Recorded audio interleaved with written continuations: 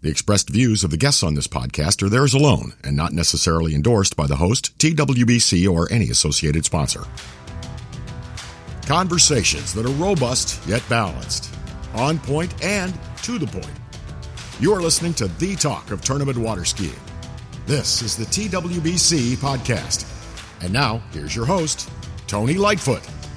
Well, greetings one and all, and this is the post-game show so far as the Kaiafas Pro Battle is concerned for 2023, and it's also a little bit a part of On Tour with Freddie Winter. But we do have a real special guest with us to start things off. Allie Nicholson, you skied an absolute blinder this weekend, I tell you. Man, I mean, I can't leave upset this weekend. I've had an incredible weekend, 3.5 at 10.7, 1 at 10.25, and 4 at 10.75. So I'm leaving Kaiafas super happy. This is a tournament I will never forget, that's for sure. You couldn't help but be impressed with that. I mean, because you had an impressive score yourself in round number one. In round number one, with 1 at 9.75 meters, which is your best score of the season thus far, right? Yeah, second time I've done it in tournament this year, run 10.25. But yeah, I mean, Allie it was a breakthrough weekend for you, no? I mean, really it was. Like, that seemed to be like around 4 every single time. That was incredible, and you've never done that before. With Monaco, you were Monaco, I was really happy to get to 3 every time. So we are on the up. More and more of them are feeling like I am getting the start, getting them going. I'm hoping that it's not too long before we see another one of those. And let me just highlight, actually, on that note, how hard it is to go from tournament to tournament, not through your home site, no training in a sort of normal place, and able to actually go and do your biggest tournament ever. That's pretty amazing. Yeah, I mean, it's definitely hard going and like not really taking those normal practice sets. Every practice set is feeling out the boat, the water, shaking off the different travel days and whatnot. So I'm extremely thrilled to be able to put up the score while on the road. I mean, this is our 4th tournament over here. In 3 weekends, in 2.5 weeks. Yeah. So it's been a lot of tournaments and a lot of big scores for me. So I'm really pumped with how this tour is going. And I think the telling thing in the performance that you produced in the opening round, actually round 2, the count, the 4-6 buoy count at 10.75 and the 1 at 10.25, was the error that you made on 3. Because then you just on 2, I forget stuff at this point in the proceedings. You've only been talking for 42 hours in the last 24, right? So yeah, pretty much. But I mean, you had a big error on number 2, and what was going through your mind at that point? It was just a case of pulling up your bootstraps and get after it. Yeah, it was that was like a no pressure round for me a little bit. I said it kind of in our interviews before. Like I was not feeling good before that set. I got a little, I guess, overheated, a little kind of like heat strokey.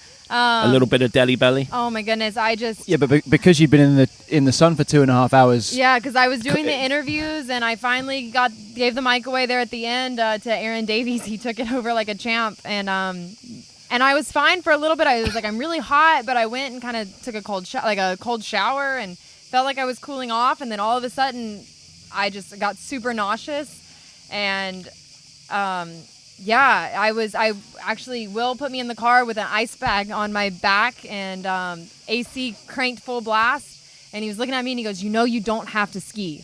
And I was like, I know, but I want to. And he's like, are you sure? And I was like, well, if I go out there and I don't feel good, I can come in. I mean, but I want to go out there.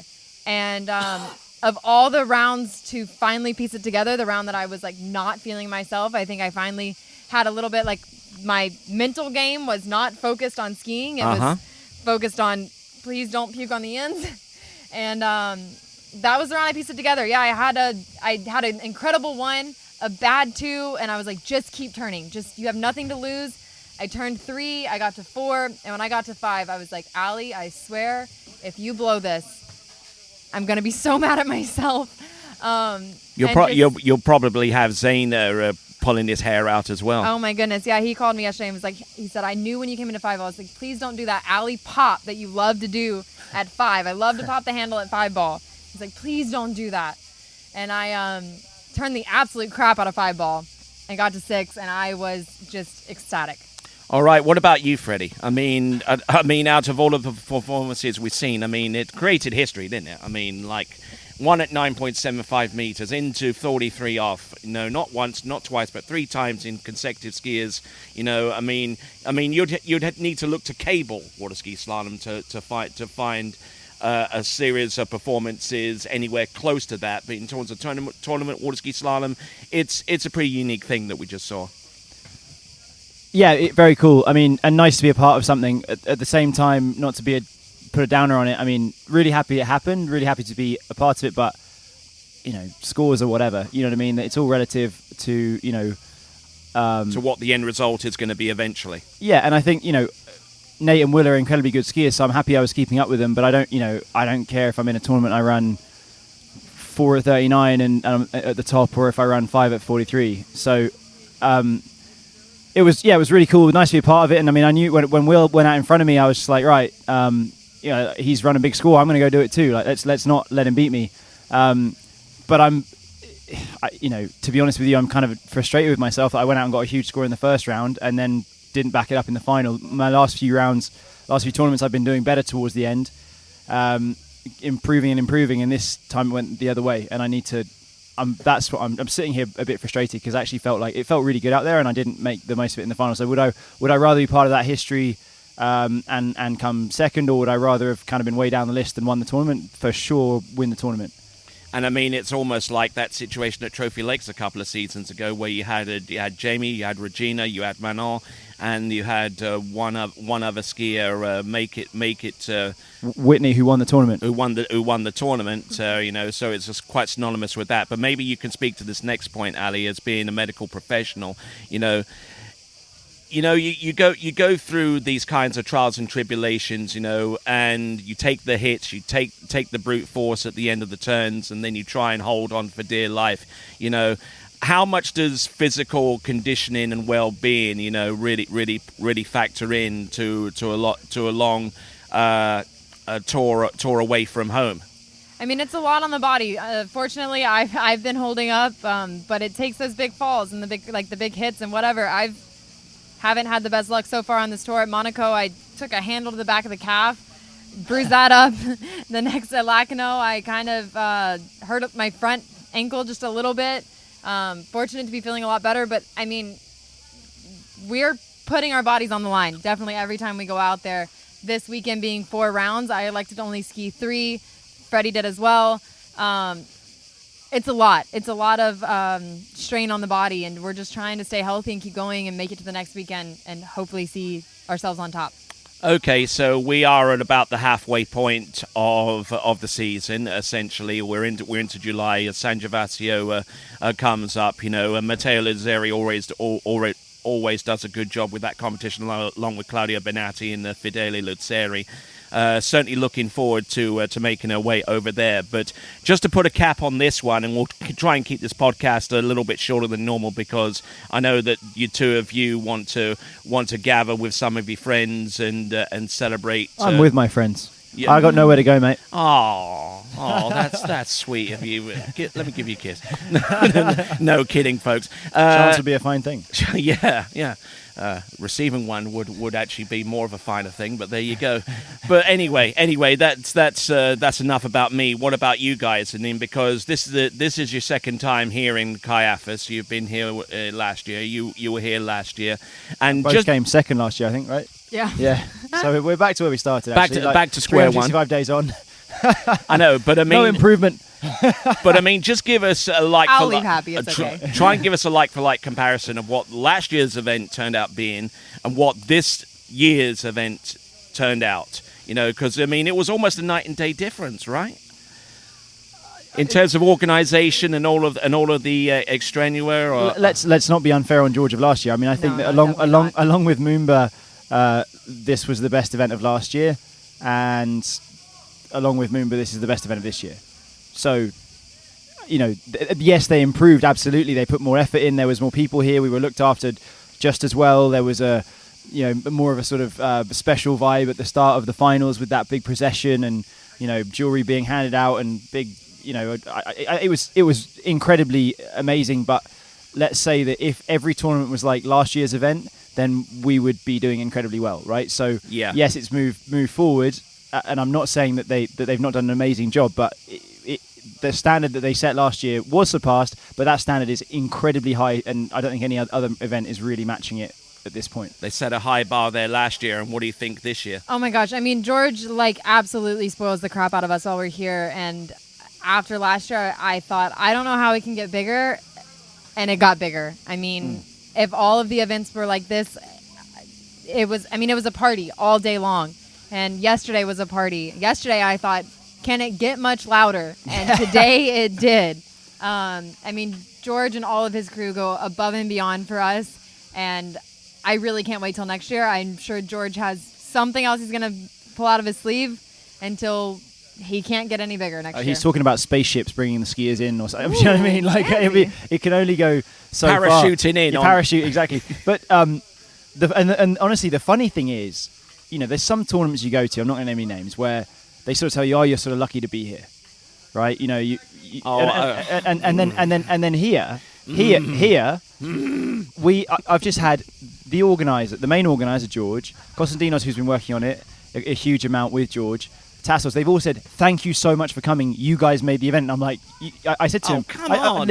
I said, we go to tons of events. We're all the same people are at tons of events, and nothing is like this. They did an amazing job. And I mean, I think people listening at home might be sort of hearing us gush over how good it was, but it really was, and it is. And every evening we have a meal organised, and we're it's a big communal thing. Everyone's here for the week. We're able to do a bit of coaching, make a bit of money. We're able to the odd skier plays in the band. They're not charging us for ski sets during the week. Instead of it being €60 or whatever it is, when or 4 passes for $35 at a pro tournament, which it often is. And fuel is expensive over. Fuel is very, very expensive, and they've done a hell of a job. I mean, the organisation, in my opinion, couldn't be better. I mean, is that fair? I mean, definitely. And I will say, I think George, the way that George organizes it goes a long way for the skiers. I mean, I know in the U.S. it's really hard. We all get spread out and whatever. A lot of the events are happening close to home. The event ends and everybody goes home. Here, it's like the event ends. Hey, dinner is at 9:30. Everybody's going to dinner. And actually getting to kind of have that cohesion with all of the pro skiers is something that we don't really get to have very often. I mean, we never go to dinner all together. We never go do things like go to a waterfall the day before a tournament. I mean, honestly, if we recommended that in the U.S., they'd probably all look at us like we had 5 heads. But over here, it's totally accepted and everybody's pumped for it. And then the level of skiing was incredible. It was incredible. So maybe we went should and do this sort of more. Exhausted ourselves, trekking up and down the, in and out of caves and swimming through currents and avoiding these big crabs with mighty claws trying to get us. And the bats, of course. Oh, yeah, I was not a fan of the bats. Was there bats there? I did you look didn't see the bats? Oh my God! Yeah, they were on the wall, and I was trying to swim so slowly by them because I swear if one of them had taken off, I would have. New strains of COVID. We could have started COVID 3. I was not a fan. Oh wow. Okay, so we'll wrap up this podcast. I think we pretty much said enough. We're halfway through the season. We got San Gervasio coming up, and then we're going to go back stateside on Mastercraft Pro Malibu Open. California. California's the next one, and actually that's the next one for me. The Predator Bay Canadian Open is it start of August. Are you going to that one, Allie? Yeah, I think so. Yeehaw. There you go. I've never been to Canada. Of all the places I've traveled, You've never been to Canada. Hard to believe. Yeah, that is just wild. Tim Hortons. You're gonna enjoy some Tim Hortons. They do little donut holes, I think. I saw Tim Hortons in Spain as well. There's one in England. Yeah, weird. Yeah, so I've never been to Canada. So I've entered that one. I still need to book my flight. But I am planning to go, so I'm excited. It'll be a lot easier to book that flight now based upon what you've come away with here. Yeah, so I mean, I will admit, I was super excited about going to Canada at the beginning of the season. Now that I've traveled already, almost 3 weeks, it's kind of like, okay, more traveling and then to California and whatever. So I think once I'm back home, I'll be excited again to go. Right now, I'm ready for my own bed. I was talking to a couple of people, it is a bit like that. We travel to all these tournaments. It's kind of stressful. You kind of get a little bit uptight, and that it's sort of a pressure situation the whole time. Because as much as it is nice to sort of hang out with skiers the whole time, it's always that same kind of there's this little vibe. You're always building in, which often you do by yourselves, and you have your mechanisms. You might, go to the movies or whatever, but it's different. But yeah, I think I'm kind of the same. I'm actually going to go back to England this week for a couple of days. and that's going to give me a bit of a reset, and then I'm going to go super hard at San Gervasio. But yeah, I mean, like, you can't imagine doing much more traveling when you're in it like this. And I've not even come from the States. I mean, I was in England already. So you doing 4.5 weeks or whatever in total, that is a lot. Yeah, for sure. I'm excited. This week I get to go ski with Thomas de Gasperi at his lake in Trento. Oh, in Trento. Huh? Yeah, I'm really nice excited. part of the world. I've always seen pictures of it. It looks absolutely amazing. So that's going to be my little getaway for the weekend. Kind of like a vacation, I guess, before San Gervasio. But I'm super excited to go back to San Gervasio. This will be my 3rd time there. So that's our next stop. Can't wait. Okay, yeah, because San Gervasio last year was before the Kaiafas, and you kind of had to deal with the whole ski problem, but not so much this time. Yeah, so Kaiafas last year I had gotten a new ski that week from the amazing people here in Athens. They had given me a new ski, and I skied this event. I came 2nd last year on that ski. I think my best was 2 at 10.7, so definitely improved my scores from last year. Being back on my, on my primary ski now, it feels amazing, and I hope it just keeps going up from here. And how big is that hug going to be from Zane and from Melissa? Oh when my you get goodness, back home? I know. That's the only thing about doing it. I mean, I'm so happy that I did it over here. It would have been amazing for them to have been here. All right, then. Any parting thoughts before we go on to Italy? Well, I was saying I don't know. I was saying to someone earlier, like, the people watching on the webcast today during that sort of opening parade catwalk thing we had on the dock. I mean, I think I was saying, like, all the other organisers are going to kind of be looking at it going, wow, we can either go big or we can give up. You know what I mean? Like, I'm hoping that we can get a few more like that. No, I mean, we're always grateful, and a lot of events are amazing, but I don't know. It was wild. It was wild today. I mean, just so overwhelming and so fun to be a part of. I was trying to get John Travers to Grand Prix, like a DJ for the Grand Prix, and we need those Groveland dancers. Ooh, yeah, Groveland dancers. I don't know that we want to see those. Oh, I do. It'd be very interesting. I'm sure we'd find some absolute creatures. Lake County's finest. Indeed. Okay, then we'll put a button on that. This has been the TWBC podcast, the latest episode of. Thanks a lot to Freddie Winter once again and Allie Nicholson. Until next time, it is ciao for now. Thank you for listening to the TWBC podcast. Be sure to check out our website at waterskibroadcasting.com. Links to our presence on major social media platforms can be found there, as well as updates to our webcast and this podcast. Duplication or rebroadcasting of this broadcast without written consent of TWBC is prohibited. Subscribe to us on your favorite podcast platform and be sure to join us next time for the next edition of the TWBC podcast.